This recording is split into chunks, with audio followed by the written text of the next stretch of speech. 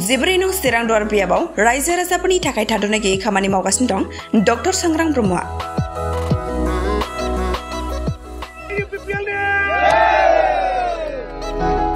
माब्लाबा लामा माब्लाबा दैबान्दिनि जेंनाखौ मावफुंनाय माब्लाबा खैफोद आफोदनि समाव रायजोफोरखौ मदद होगासिनो इउपिपिएलनि मिरु लाइमोन हान्जानि गाहाय नेहाथारि डक्टर सांग्रां ब्रह्मआ।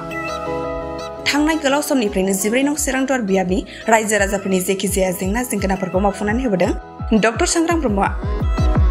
दिनैबो सानसेनि गेजेरावनो जिब्रै नं चिरां दुवार बियाबनि सिङाव लामा बान्दो आरो जाम्फैनि जेंनाखौ मावफुंनानै बेखेवना होदों डक्टर सांग्रां ब्रह्मआ। मिथिनाय बादिब्ला सान्तिपुर प्राइमारिनि सिङाव थानाय निस्लागुरि नेपालि बस्तिनि लामा 1 नं आरो 2 नं साम' दैसा गामिनि जाम्फै आरो 3 नं साम' दैसा गामिनि लामा मावफुंनायखौ बेखेवनानै होदों डक्टर सांग्रां ब्रह्मआ। बे हाबाफारियावनो चिरां दुवार ब्लक कमिटि इउपिपिएलनि आफादगिरि बिरदाव मुसाहारि, ब्लक गामि आफाद बान्दो आफादनि दैदेनगिरिफोरा बाहागो लादों। बिटिआरनि गाहाय खुंगिरि प्रमद बर'नि बिथोनाव जिब्रै नं चिरां दुवार बियाबनि सिङाव दासान्दि थाद'नाय गैयाजासे रायजो राजानि मुलाम्फायाव गोख्रै खामानि मावगासिनो दं डक्टर सांग्रां ब्रह्मआ। फारसेथिं जेंनानिफ्राय उदां जानाय जिब्रै नं चिरां दुवार बियाबनि रायजो राजाफोरा गोसोनि गोजोननायखौ लानानै डक्टर सांग्रां ब्रह्मखौ साबायखर बावदों आरो मदद होफिननोबो थियारि जादों। मख'नो गोनांदि बिटिसि बिसायख'थिया खुंजानो गेजेराव माखासे दानल' थाबावनाय समनि गेजेरावनो दासान्दि राजखान्थिगिरिफोरनि गोख्रै खामानि मावनायखौ नुनो मोनगासिनो।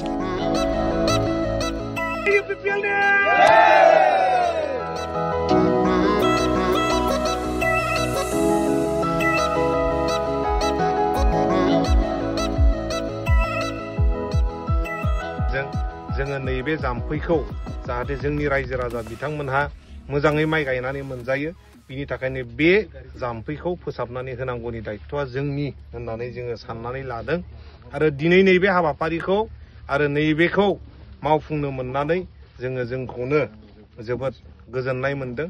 मानो होनोबा जोंनि रायजो राजा बिथांमोनहा गावनि फेमिलिखौ, गावनि न'खरखौ, गावनि जिउखौ माइ गायनानै बा आबाद मावनानैनो दैदेनलाङो।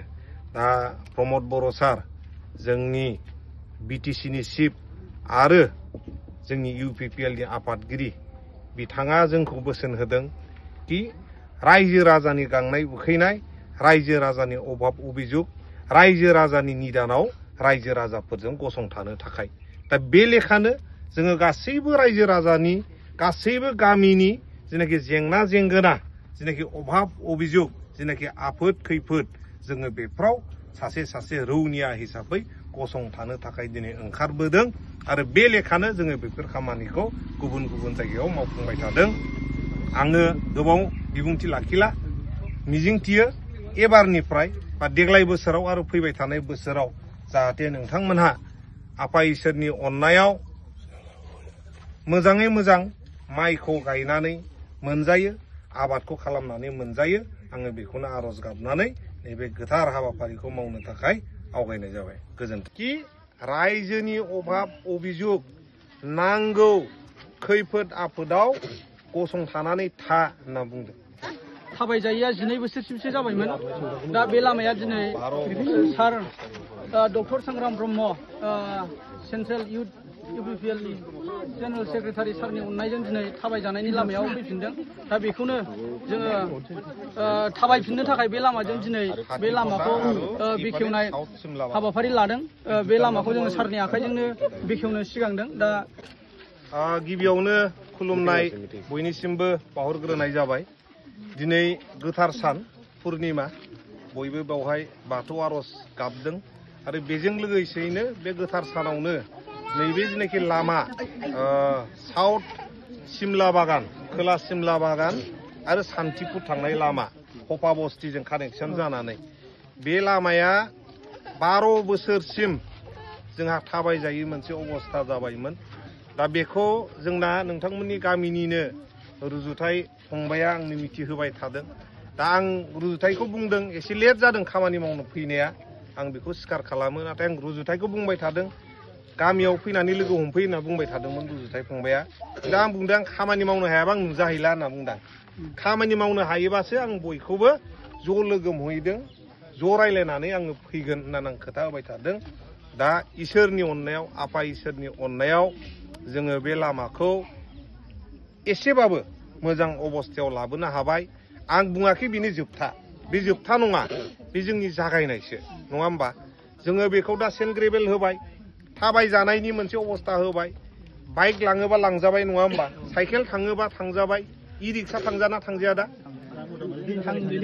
दैनि थाखाय थांजाया खिन्थु बेखौ जोङो थांजानायनि अबस्थाखौ बानायनानै होनांगोन आं बेखायनो बुंनो नागिरदों बियो जागायजेननाय दा जोंजों लोगोसे बेवहाय बाहागो लादों सेन्ट्रेल UPPL नि सेक्रेटारि सपन दास बिथां उदालगुरिनिफ्राय फैदों जोंनि जायगाखौ नायफै होननानै आं लाबोफादों बिथाङा बेरेफुंजानिबाबो जोंनि जायगायाव नुजाफैदों जोबोद गोजोनथाव बाथ्रा जोंजों दङ 14 चिरांदुवार ब्लकनि प्रेसिडेन्ट जोंहा आदै बिरदाव मुसाहारि बिथां जोंजों लोगोसे दङ इउथ UPPL नि जेनेरेल सेक्रेटारि जोंहा यादव दाहाल दङ आरो बेजों लोगोसे जोंहा केसियारबो दं लैथोमा खोदोमाबो फैगासिनो दङ सफैबावबायसो मानसिया उनाव दङ जेनेरेल सेक्रेटारि बेबो दा गासैबो जोङो टिमा प्रमद बर' सारा जोंखौ बुंदों कि रायजोनि अभाब अभियोग नांगौ खैफोद आफोदाव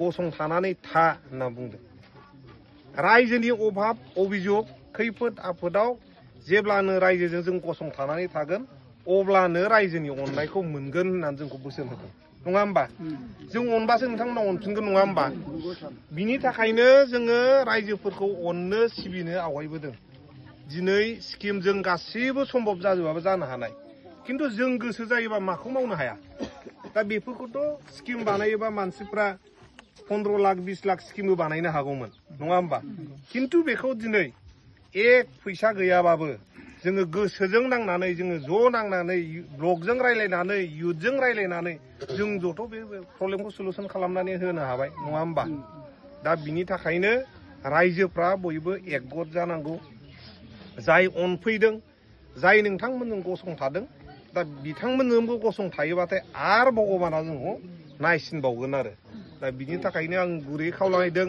दा प्रमद बर' सारनि अननायाव जोंनि ओनसोलाव अनेक किसु जागासिनो दं प्रमद बर'नो जय UPPL